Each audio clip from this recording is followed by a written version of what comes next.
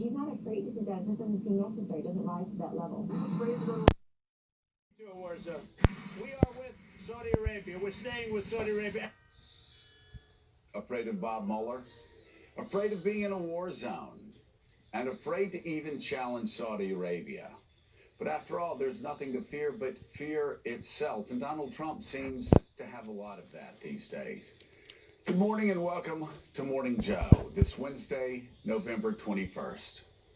You know, I've just been thinking, as the scope and the scale of the historic Democratic landslide in the midterms becomes clear, we're actually getting a chance now, unfortunately, to see the worst of Donald Trump. And we're watching his devastating impact on this country and on his Republican Party play out on vivid display. You know, regardless of what Republicans try to tell you, there was no split decision in the midterms. Democrats keep racking up more House seats by the day, and they're going to end up winning the national popular congressional vote in the House by over 8%. That's a historic rout. In fact, there's never been as big a win as the Democrats have had in the House this off-term election. Unfortunately, we're learning by the hour that a rejected Donald Trump is actually more dangerous, more radical, and more unhinged than the Donald Trump we watched the first 2 years.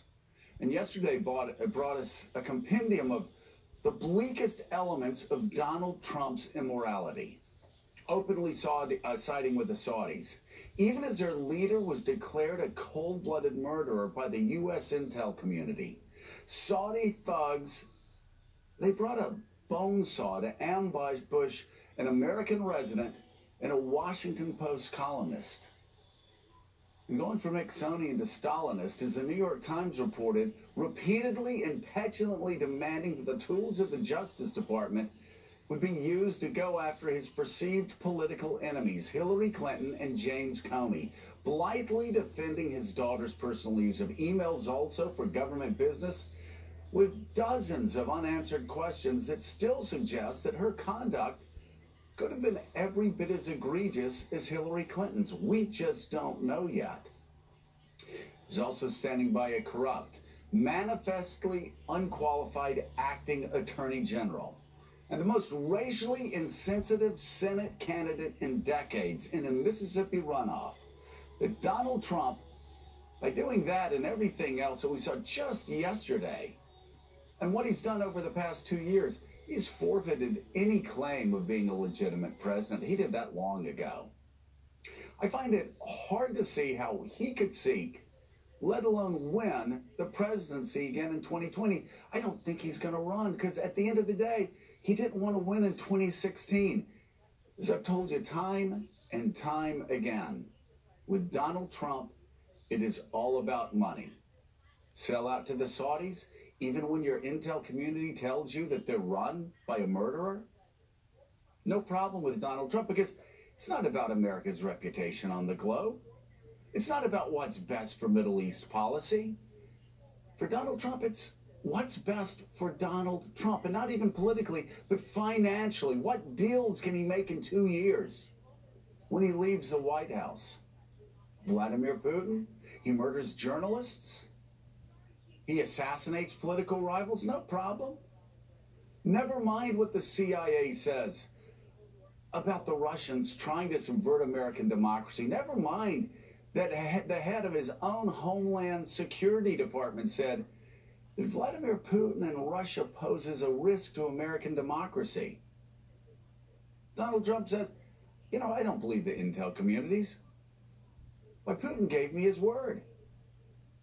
Let's see what deals are done 2 years from now between Donald Trump and Russia and the billions of dollars that come his way. See, friends, this isn't about America. This isn't about politics. This isn't about the Republican Party. This isn't about a re-election campaign. This is about Donald Trump gathering as many chits as he can until he leaves office, because he's not thinking about re-election.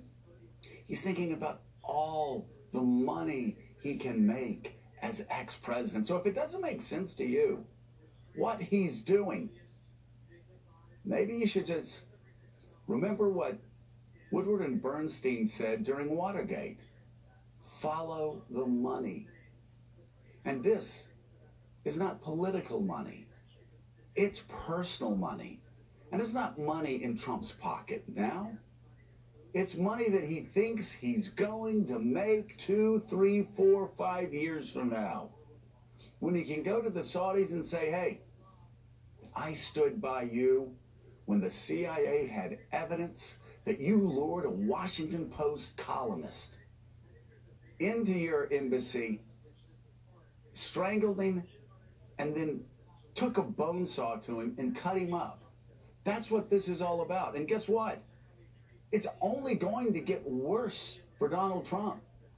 With Robert Mueller closing in, Trump has destroyed his own presidency, and he is showing us his soul a little more every day. Or rather, some would say his lack of one.